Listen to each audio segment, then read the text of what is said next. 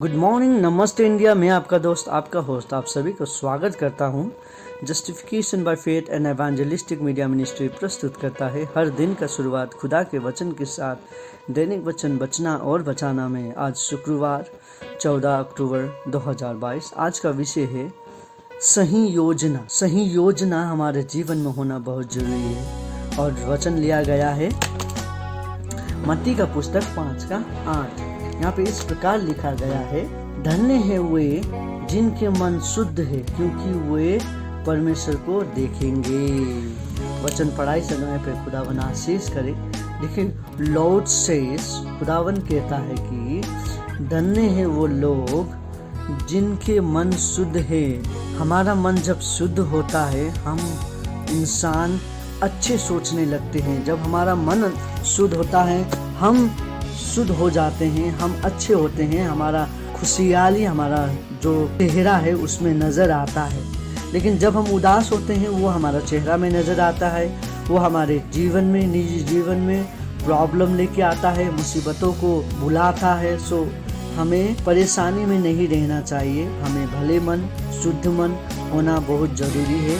और जो शुद्ध मन लोग हैं वो क्या बोलता है, परमेश्वर को देखेंगे, खुदावन को वो देखेंगे। जो शुद्ध मन वाले लोग हैं वो खुदावन को देखेंगे। अब शुद्ध मन कैसा होना? शुद्ध मन तभी होगा जब हमारा योजना सही होगा। यदि हमारा मन में शुद्ध होना तो बोल रहे हैं, पर हमारा सोच जो है वो सही नहीं है, हमारा जो प्लान है वो सही नहीं है, हमारा जो योजना है वो सही नहीं है, तो हम कभी मन में आराम हमें नहीं मिलेगा। देखिए, मैं बाहर पे जितने भी प्यार से बात कर लूँ, यदि मन में मेरा गलत भावना है, गलत योजना है, आज जाके मैं ये करूँगा गलत काम, आज जाके मैं वो गलत काम करूँगा, तो मैं कभी भी, मेरा मन शुद्ध नहीं होगा। मैं हमेशा लोगों को गिराने, मारने, पीटने में सोचते रहूँगा, क्योंकि मेरा योजना ही गलत है। सो मेरा योजना सही होना बहुत ज़रूरी है। हमारा योजना सही होना बहुत ज़रूरी है। जब हमारा योजना सही होगा तब हमारा माइंड, हमारा जो मकसद है वो सही राह पे चलेगा। जब हमारा माइंड जो है, सोच जो है सही राह पे चलेगा तब हम सही राहों पे चलेंगे। हमारा मन हल्का होगा। जब हमारा मन हल्का होगा हम हल्का होंगे। हमें बीमार उमार कुछ नहीं होगा।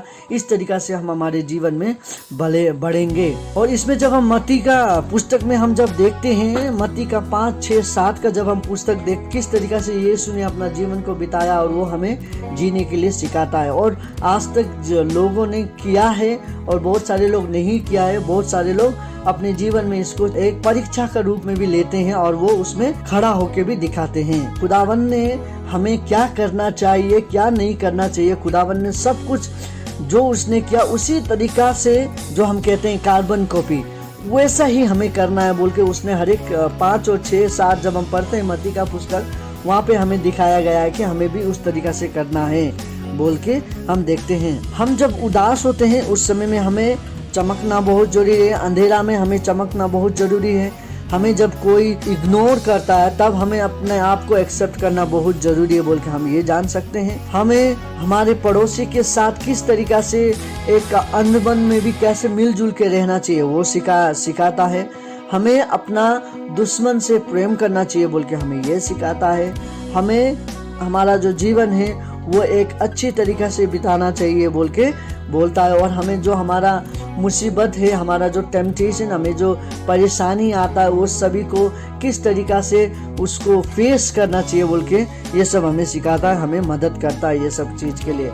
और ये सब चीज़ किस तरीक़ा से हम कर सकते हैं, जब हम खुदावन का प्रिंसिपल पे चल सकते हैं। जब खुदावन का बातों पर हम जब ध्यान देते हैं तभी हम ये सब बातों को अपने आप पे लागू कर सकते हैं। और ये सब बातें को जब हम अपने जीवन में सही रीति से खुदावन की कार्बन कॉपी जैसे ही हम करते हैं तब हम अपने आप में खड़े हो सकेंगे। हमारा विश्वास में हम खड़े हो सकेंगे। ऐसा विश्वास जो कोई ना कि तूफान आने से भी हिला सकता है। कैसा भी मुसीबत क्यों ना आए, हमारा विश्वास को नहीं हिला पाएगा जब हम ऐसे रहेंगे, क्योंकि खुदावन हमें सिखाता है किस तरीक़ा से हमें लेना चाहिए। खुदावन हमें सामर्थ देता है, खुदावन हमारा उसका एक चरित्र हम पे डालता है। सो हमें उसका चरित्र हमें लेना बहुत ज़रूरी है। यदि हम उसका चरित्र हम अपने आप में नहीं लेंगे, सो हमें जो सामर्थ मिलना चाहिए वो सामर्थ नहीं मिलता है। हमें उसका कैरेक्टर होना चाहिए, एक विश्वासी होने के कारण वो विश्वासी का कैरेक्टर हमारे जीवन पे नहीं होता है। आज हम अपने आप को देखें, कितने हम लोग हैं जो खुदावन को कहते हैं, यस खुदावन मैं आपके सामने आया हूँ, मुझे तू अपनी तरह बना। मट्टी का जो सामान बनाने वाला इंसान होता है वो अपनी हाथों से मट्टी को शेप देता है, तब जाके वो कुछ बर्तन बनता है। उसी तरीक़ा से लेकिन देखिए वो मट्टी अपने आप में नखरा नहीं करता है कि मैं नहीं इधर जाऊँगा, मैं उधर जाऊँगा, नहीं। खुदावन जिस तरीक़ा से मट्टी बनाने वाला उसको शेप देता है, उसी तरीक़ा से मट्टी अपने आप में बनता है। उसी तरीक़ा से जब हम अपने आप को समर्पण करते हैं खुदावन के हाथों में, खुदावन अपनी रीति से हमें जब चलाता है, तब हम एक बेहतरीन इंसान बन के निकल सकते हैं और खुदावन हमें आशीष देगा जब हम ये सब काम करेंगे। खुदावन हमें चलाना चाहता है, खुदावन हमें उसका जीवन देना चाहता है और खुदावन उसका जो चरित्र है वो हमें ढालना चाहता है, हमें वो अपनी तरीक़ा से बनाना चाहता है। क्या हम उसे उसकी तरीक़ा से बनाना देना चाहते हैं? यदि हम उसको बनाने नहीं देंगे तो हम कभी भी नहीं बन पाएंगे। सो ये बहुत ज़रूरी है कि हमारा जो विश्वास है वो विश्वास कठिनाई से पार हो सकता है शायद, लेकिन वो कठिनाई से जब हम पार होंगे, हमें जो खुदावन का नज़दीक जाने का जो अवसर मिलता है वो और भी नज़दीकियाँ लेके आ जाएगा और वो नज़दीकियाँ बढ़ते जाएगा और हम खुदावन से मिल पाएंगे, क्योंकि खुदावन के हाथ में जब हम अपना जीवन देते हैं वो सही रीति से उसे बनाता है, सही रीति से वो उसे चलाता है और सही रीति से वो उसे चला सकता है, क्योंकि खुदावन हमारा एक ऐसा खुदा है जो हमसे प्रेम करता है। वो नहीं चाहता है कि हम इस तरीका गलत इंसान बने, वो नहीं चाहता है कि हम गलत काम करें, वो नहीं चाहता है कि हम गलत तरीक़ा से लोगों के साथ व्यवहार करें, वो नहीं चाहता है कि हमारा जीवन जो है ऐसे ही बच्चे से बड़े हो जाए, शादी करे, बच्चा पैदा करे, बूढ़े हो जाए, मर जाए। नहीं, खुदावन ये ऐसा नहीं चाहता है। खुदावन ने हमें कुछ मकसद के लिए भेजा है, वो उसका मकसद पूरा होना बहुत ज़रूरी है, इसीलिए हमें प्रार्थना में भी होना बहुत ज़रूरी है। आइए हम अपने आप को खुदावन के हाथ में दें ताकि वो अपने आप हमें चलाए, बनाए, उसकी तरह चरित्र था वो चरित्र हम में डालें। आइए हम छोटी प्रार्थना करें। खुदावन आपको धन्यवाद देते हैं ये दिन और समय के लिए। खुदावन आपने जो हमें जीवन दिया उसके लिए धन्यवाद देते हैं। आज हम देख रहे थे खुदावन किस तरीक़ा से हमें एक सही योजना होना बहुत ज़रूरी है बोल के, हमारा योजना हमें हमारी आंखों के आगे पे रख ताकि हम वो योजना पे चल सकें, हमसे बात कर ताकि हम अपनी योजना पे खड़े हो सके। खुदावन कह के आपसे विनती प्रार्थना करते हैं। खुदावन ये योजना सब कुछ आपके हाथ में सौंपते हैं। आपके बिना हम कुछ नहीं कर सकते, आपके बिना हम चल नहीं सकते, दौड़ नहीं सकते, कुछ भी नहीं कर सकते। सो आज हम अपने आप को आपके हाथ में सौंपते हैं। खुदावन तू हमें चला सही रीति से, तू हमें बना सही रीति से, ताकि हम एक सही इंसान बन के निकल सके, आपके नाम को हम ऊंचा कर सके, आपके कामों को हम ऊंचा कर सके।